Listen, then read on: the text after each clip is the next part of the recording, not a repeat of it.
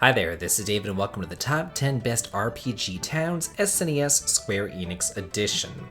The SNES has an abundance of RPGs replete with unique towns, and I seem to have quite the embarrassment of riches here. As such, the top 10 towns for the SNES will actually be split into 3 different lists.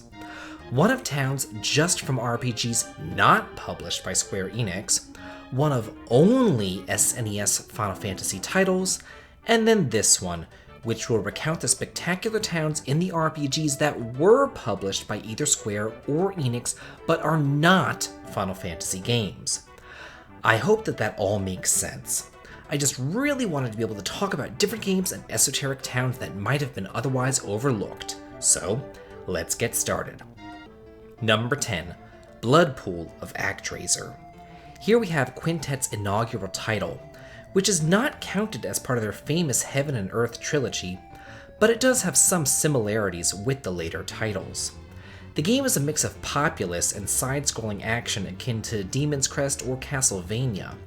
Basically, you control an angel who's tasked with helping the people of the land by destroying monster layers in the action portions and building up towns in the simulation portions. Bloodpool is a fun little region where you must support the population by growing wheat, building roads, connecting towns, and most importantly, turning the blood pool blue. Later on, the people become seafarers, sailing out into the open ocean, learning navigational skills, and giving you offerings. It's a really fun game, and I love the SimCity aspect of it and the different towns. But this was greatly expanded upon in the second game of the series.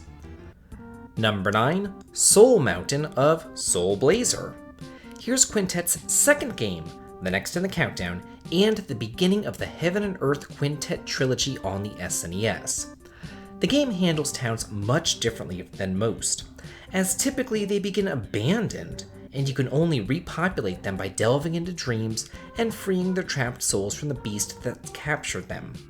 All the towns are unique in their own ways, and I can tell that Quintet put a lot of effort into them, but I've got to say that I liked Soul Mountain the best. The mountain is populated with mushrooms, snails, and elves, who sadly only have a 1-year lifespan, but they're also upbeat and happy as they race around their cavernous dwellings. And did I mention that we get to explore ice and snow areas to release the cute little guys? Those are my favorites. Number 8, Kids Town of Mystic Ark. I don't particularly like this game, but I've got to admit it does have some really unique towns. There's nothing traditional here. Over the course of the game, you're going to be exploring towns made of abandoned ships, carved out of watermelon, or even towns without color or sound. But if I had to pick only one of these, I would say that I really do like the entirety of the children's world. There are no adults, no monsters, and money isn't used in this utopia either. If you want to buy something, you have to pay in candy that you find on Sweets Mountain. It strays from the norm, and since it is just full of kids, you start off just by playing games, and eventually you butt in just too much, and slowly their paradise begins to crash down all around them. Monsters are released throughout the world, culminating with them even attacking their peaceful little town. This is definitely one instance where the world would have been better off if you just never came in and bothered them. Number 7, Dwarf Village of Secret of Mana. Many towns in Secret of Mana just serve as an inn stop on the way to the next dungeon, but Dwarf Village is different. There's just so much good stuff here that I don't even know where to begin. As a welcome respite tucked away at the end of Gaia's navel, it offers superb equipment upgrades that will last for quite some time, as well as the best party member in the game, the Sprite. Watts is introduced here as well, so you can begin upgrading your sword, as well as the 3 new weapons that you gain here, the axe, the bow, and the boomerang. And that's just in your first visit.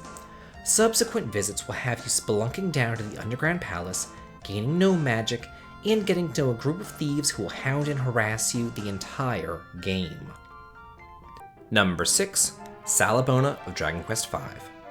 Dragon Quest V has a bunch of great towns. Grand Vania, Reinhardt, the Fairy Village, and Oracleberry immediately come to mind. And while many plot points occur in those towns, my favorite is easily Salabona. You stumble across the unassuming port town only to run into Flora, a girl that you met on the ship at the very beginning of the game, and apparently it's time for her to get married. So, in order to win her heart, you have to travel to a waterfall cave and a fiery volcano.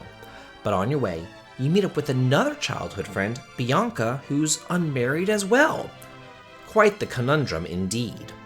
Well, in Salabona the ceremony will take place, but which girl will you marry? Either way you choose though, you still get the ship to go off and explore new lands. Number 5. Watermia of Illusion of Gaia.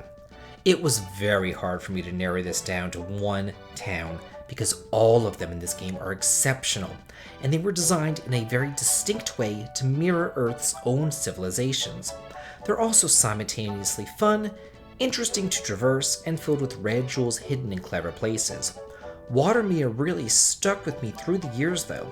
Maybe it's just because it's floating on the water, and we also get to see young love bloom for Lily, or maybe it's because it was my first introduction to Russian roulette. After the iconic scene where the far too prideful man essentially commits suicide, I went straight to my World Book encyclopedias because I just couldn't believe that this was actually a real thing, but there it was. 12-year-old me was floored, to say the least, but oddly enough, his wife wasn't. She doesn't seem fazed at all. Number 4. Nobilia of Secret of Evermore. I love this game. At times I think that it's even better than Secret of Mana, but truth be told, I feel like the first world is kind of weak. The whole prehistoric vibe really doesn't do it for me, but I do love the next 3 worlds, especially the Greco-Roman inspired world of Antigua and its main town of Nobilia. The marketplace is second to none. It's a truly vivacious place swarming with NPCs, unique items to buy, and of course, gossip. More importantly, there's a pretty cool trading sequence where you can purchase perfumes, beads, rice, and jewels in order to eventually buy different artifacts and learn new alchemy. Let's also not forget Tiny, as well as the murderous chickens of doom. I love all the detail put into this metropolis. Number 3. Nimbus Land of Super Mario RPG. Monstro Town was a close second for me. I love all the secrets hidden there, and the fact that it's populated by peaceable monsters. Bowser doesn't seem to like this all that much, which can be quite humorous as well, but Nimbus Land does take the cake. It's a town among the clouds and floating above the rest of civilization, and it's unique even today. Not to mention the backstory that we receive about Mallow, my favorite little fluff ball. The quest that you undertake here to help him and his family regain their throne is riveting, challenging, and humorous. Valentina is a great villain, she's just such a great bitch. And it all takes place in an enchanting kingdom of dunces and an ethereal landscape in the clouds. Number 2. Freedom of Terranigma. Like Illusion of Gaia, the towns in Terranigma are based off of the real world. But here, they're not one and done. You can actually build up each town's reputation and increase their economy, as well as trade routes based upon your actions. They're all really well done, and it's a joy to see how each and every town expands and grows. It was really hard for me to pick just one of the towns here, but I did have to go with Freedom, the American town based off of Washington, D.C. There's a fun letter trading sequence that will take you around the world, girls who want more fashionable clothes, and another woman who asks for wine. If you do these small little quests, you'll increase Freedom's economic index, as well as other towns around the world.